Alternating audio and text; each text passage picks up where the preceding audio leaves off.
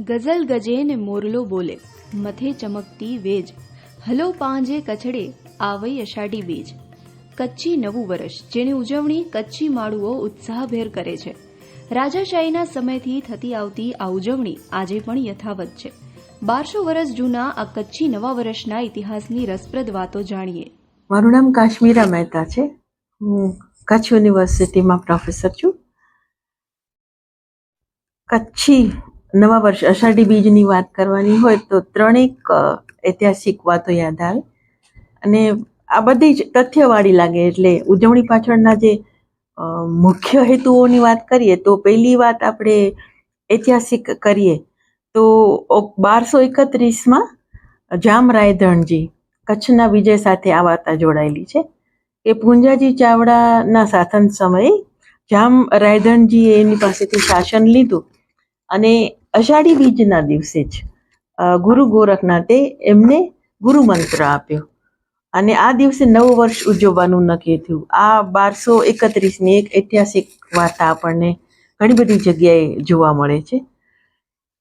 બીજી વાત લાખો ફુલાણી અને એની સાથે સંકળાયેલી છે કે જેનામાં પોતાના દેશનો દેશવટો ભોગવી અને લાખો ફુલાણી પાછા આવે છે આ દિવસે. અને જ્યારે એને દેશવટો હોય છે એ સમયે કચ્છની જે પરિસ્થિતિ હોય છે એ દુકાળ જેવી થઈ જાય છે અને અનેક પ્રકારના મુશ્કેલીઓનો સામનો કચ્છ રાજ્યને કરવો પડે છે. એટલે કચ્છની પ્રજા રાજાને કહે છે કે જામ લાખા ફુલાણીને આપણે પાછા બોલાવીએ તો કદાચ કચ્છની સ્થિતિ સુધરે. એટલે એમને કહેણ મોકલાવ્યું અને લાખો ફુલાણી એ બહુ પ્રસિદ્ધ પંક્તિઓ મને યાદ આવે છે એટલે એ બોલવાનો લોભ જતો નહીં કરું. ત્યારે હોથલ પદમણીને જામ લાખો કહે છે કે આવડ બાવળ ને બોરડી ફૂલ કંઠા ને કખ હલ હોથલ કચડે હલો જત માળું સવાલક. અને એ અષાઢી બીજના દિવસે કચ્છમાં આવે છે અને તે દિવસે ઝરમર વરસાદ શરૂ થાય છે અને પછી કચ્છના પ્રજા આ દિવસને નવા વર્ષ ઉજવવાની શરૂઆત કરી. આ 1100 વર્ષ જૂનો ઇતિહાસ છે.